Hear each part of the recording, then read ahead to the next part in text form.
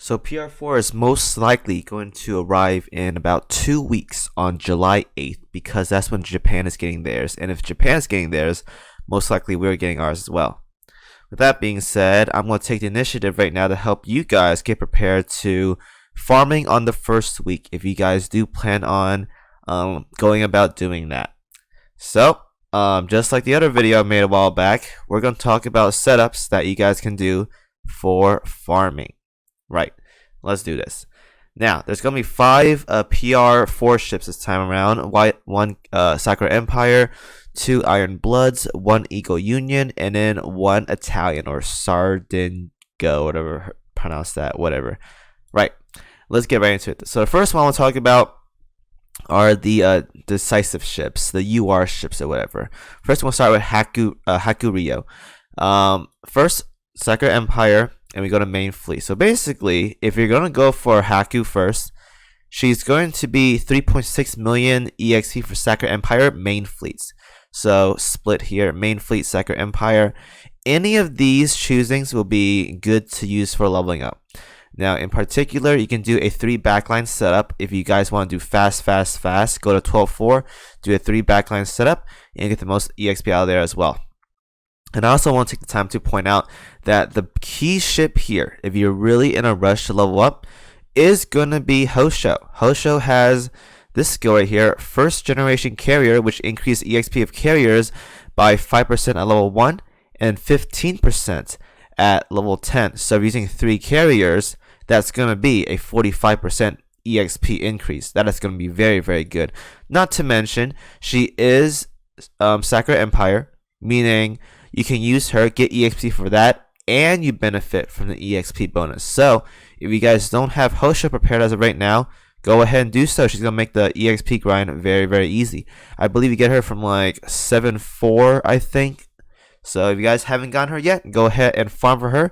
She's going to make the grind process a lot easier. I'm working on mine as of right now, but she should be ready in time, in 2 weeks or so.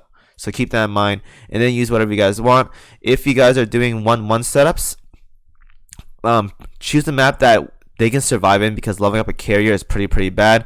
But if you guys are using a battleship, that shouldn't be an issue as well. I have Mikasa ready. I'm working on my Houshous, so I'm not too concerned about EXP as of right now at all. So watch for your carriers. If you have battleships ready, use your battleships and just level up wherever you want. Preferably the maps I like to farm, which I'll explain in another video. It's going to be 7.2, otherwise 8.4 or 12.4 if I'm in a rush. Those three maps. The next ship we're gonna talk about is Ägir. In this case, I'm gonna call her E-Girl because her name sounds like E-Girl, so I'm gonna call her E-Girl. For all my homies out there that loves internet women, here you go. Right. So just like Azuma, they're gonna split up her research EXP in a very specific way. If it's the same as Azuma's, the first set of EXP, which is the 1.2 mil, is gonna be the main fleet. So in this case, you're going to pick one of the very few KMS backline ships to get 1.2 mil EXP from for E-Girl's first half. And then once you're done with that part, you're on to the next half, which is the 2.4 million EXP. But this time around, you're going to be working with Vanguards. So for Vanguards here, there's nothing in particular. If you guys want to do cheap farming, make sure you have the three light cruiser sisters or whatever, the 3K sisters. Have them at 0 limit break if you want, otherwise just use whatever you guys want to have on hand. But if you guys want to do the very cheap setup, have 3 of these at 0 limit break at level 70, and then just farm like, I don't know, like 7.2 or 8.4 or something. Then that should be okay. But again, 2-part. The first half, 1.2 million EXP, will be on Iron Blood, and the second half, the 2.4 million EXP, will be on Vanguard. So keep that in mind.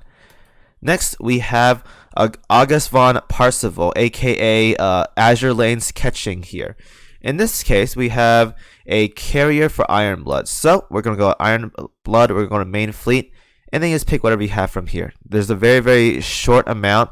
Now, if you guys want to be super efficient, let's say you're a kind of player who has all the backlines leveled up for KMS, I advise you to do Catching first, or Parseval, because you won't have a backline to level up the first part of E-Girl. But if you unlock Parseval first. You'll have a carrier for KMS ready and waiting. Then you can use her to level up Ägir's first half. And then after that, you just use whatever vanguards you want. But if you want to do a little bit of efficiency, assuming you have the backlines already maxed out, there's something you can do for Parseval. So keep that in mind. Next, we have the Italian girl. Now, when it comes to a non-Big Four faction, and what I mean by non-Big Four is Eagle Union, Royal Navy, Sacred Empire, or Ironblood, usually they have a little bit more leeway on the types of ships you can use. For example, we have Gascon. I can use Iris, Ironblood, or Vicia. And we have St. Louis back in season 1 that can use Eagle Union. They're probably going to give us another way to work around it, because if you guys don't know already, for main fleets for Sardegna, we have like 5 ships here. So there's no way they're going to do this, especially because all these ships are event gated. They're going to add another way to do it. So let's say they do Italy is related to Royal Navy somehow, because Benito talks about it a lot and probably history related. Let's say Royal Navy. So you just pick whatever Royal Navy you have for the backline and work with that. If they do that, great, because there's a lot bigger selection on Royal Navy ships, so you can not have to worry about that. Otherwise, if you guys want to stick to the theme, just if you have any of these 5 ships that are not 120, if you want to use 120 ships, go for it. Go ahead and use those. Otherwise, if they add another faction, which they most likely will, just pick from that roster. I'm going to assume it's HMS though, because it relates in history. So let's pick whatever backline and use that to low up for Marco Polo for the Italian one. And then lastly, this is very, very simple. Eagle Union's Anchorage. Now, Anchorage is a Vanguard heavy cruiser for Eagle Union. This is a no-brainer at all. Eagle Union Vanguards. The first thing I think of are zombie sisters. So if you guys are an active 2-1 farmer, this should be a piece of cake.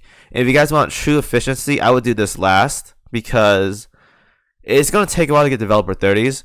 But if you want to unlock all the ships at a relatively good time, do Anchorage last, because it's going to take the longest time, because you're going to do 2-1 farming for these. But you don't have to spend oil, because you're going to be farming 2-1. So you get the EXP relatively very, very fast if you're doing 2-1 a lot, because you just do 2-1 setup, or a 2-1. Just do a simple setup. You get EXP for casting and downs, and you're good to go. One final note though, I see a lot of people ask, Kimo, does a zero limit break level 70 ship count towards PR EXP? Yes, it does, because you're spending oil. You're using a ship in campaign mode. If you're using them in campaign or in events or some sort, and it costs oil, you're going to get the EXP. Whether they're level 1, level 70, level 120, if they're capped, not capped, you'll get the EXP if you're using oil and you're doing it in campaign or during an event. You will get EXP. So, hope you guys are good to go. Make sure you're well prepared. Farm up a lot. Set yourself ready. And in 2 weeks, once the new ships arrive, we're going to have a grind fiesta that I hope you guys are ready for. Good luck.